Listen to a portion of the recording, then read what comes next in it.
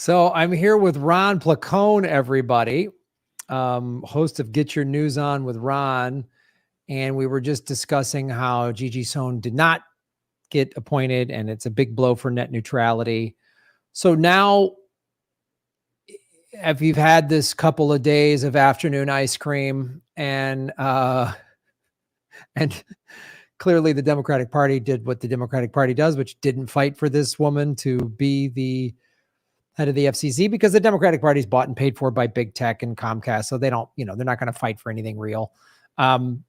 Where do we go? Like, what is, I hate asking this. I always hate asking this question after another crushing defeat from the progressive left just gets kicked in the throat again. And it's like, so where do we go from here? We just lost by 100 points.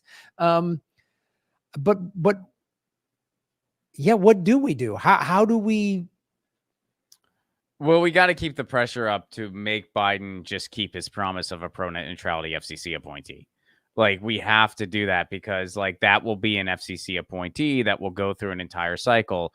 If he doesn't appoint anybody and he has an entire, White House with a not fully staffed FCC, which, by the way, would be historic and a historic blunder and just a historic level of incompetency, which I think really goes to speak to how corrupt the government is. I could totally see Biden doing this because he doesn't care that much.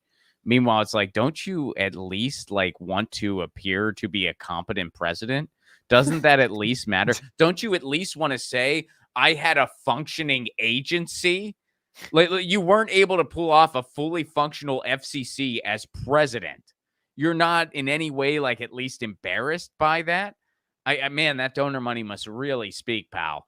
But so we got to keep the pressure on to make him keep that promise, because if they wait out the clock and then say in 2024 a Republican wins or whatever, they'll just staff that seat right away with an anti-net neutrality candidate. I mean, keep in mind, this isn't about Biden. This is about, we made Biden promise to do something he didn't really want to do.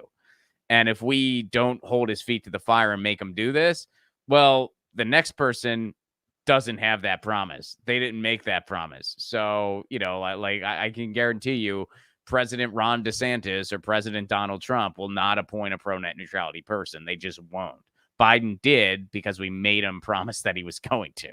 So it's a rough place to be. I mean, but we got to keep the pressure on to demand a fully functional FCC.